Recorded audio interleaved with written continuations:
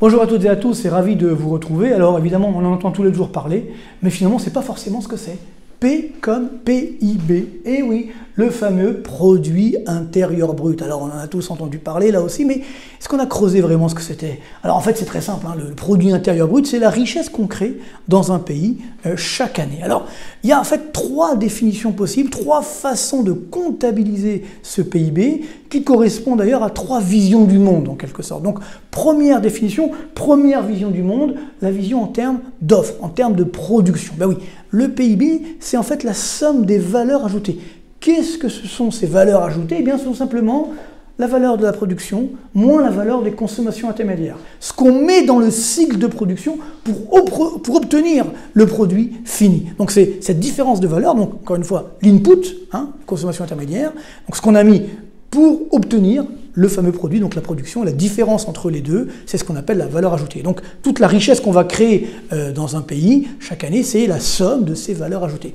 Ça, c'est la première définition en termes d'offres, en termes de production. Deuxième définition, c'est peut-être la plus importante, la plus répandue, eh bien, le PIB en fonction de la demande, selon une conception de la demande. Vous le savez, en théorie économique, l'offre est égale à la demande, donc ça tombe bien, normalement, la définition en termes d'offre qu'on a vue à l'instant et celle en termes de demande sont équivalentes. Alors justement, la demande, c'est quoi? Eh bien justement, le PIB, c'est aussi la somme de toutes les demandes. Alors qu'est-ce que sont ces demandes qui s'exercent dans un pays? Alors il y en a plusieurs, on les voit ici. Alors ne vous inquiétez pas, on va expliquer, c'est pas barbare. Consommation finale. La consommation, vous et moi, nous consommons, les ménages consomment tous les jours. C'est effectivement l'essentiel de la demande souvent d'un pays, plus les consommations publiques, donc notamment sous forme de prestations que nous allons toucher, à nous les ménages bien entendu. Puis, alors, poste très important, ce qu'on appelle la FBCF. Formation brute de capital fixe. En gros, c'est l'investissement.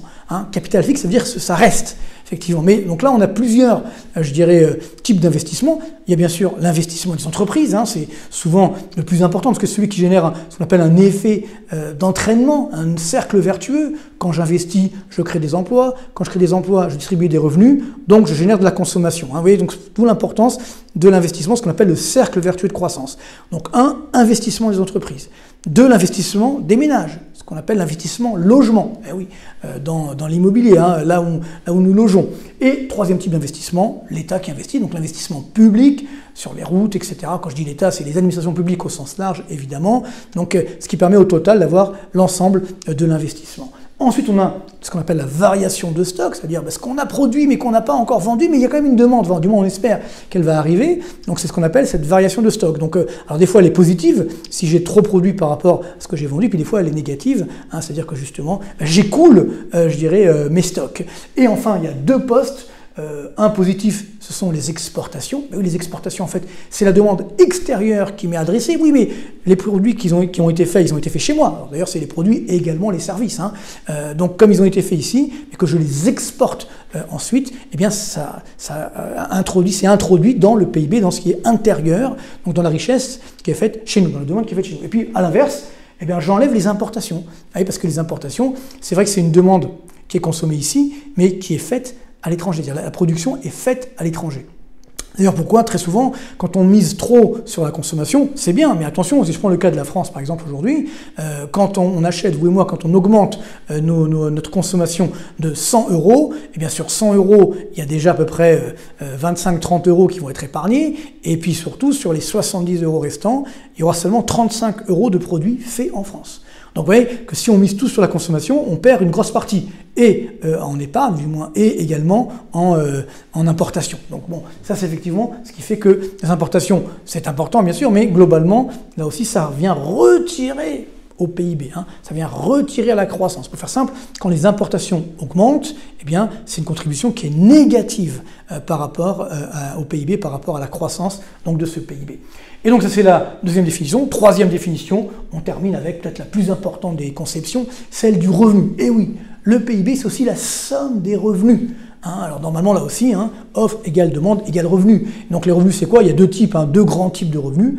Les salaires, évidemment rémunération des salariés, et puis les profits. Alors c'est vrai qu'on a une image souvent en France, on se dit oh là là, il y a une spoliation des salariés par les profits qui augmentent. Alors le problème c'est qu'on regarde souvent les profits des entreprises du CAC 40 qui à 80% en moyenne sont faits à l'étranger, donc c'est pas une spoliation de l'intérieur évidemment. Par contre quand on regarde les profits chez nous, malheureusement ça n'augmente pas très fortement chaque année, souvent beaucoup moins que le PIB, ou un peu moins du moins, et ce qui fait que quand on regarde sur 25 ans, 30 ans, eh bien, la variation, je dirais l'écart entre les salaires et les profits, la répartition est quasiment la même. En fait, c'est 2/3 de salaire, 1/3 de profit. Eh oui, désolé pour ceux qui voudraient entendre le contraire. C'est une réalité de l'INSEE, en tout cas en France. On a structurellement 2/3 de PIB qui sont des salaires, 1/3 qui sont des profits. Donc ça veut dire qu'il n'y a encore une fois pas de spoliation des entreprises. Bien au contraire, la plupart des chefs d'entreprise, vous savez que 97% des entreprises françaises ont moins de 10 salariés. Donc c'est ça la réalité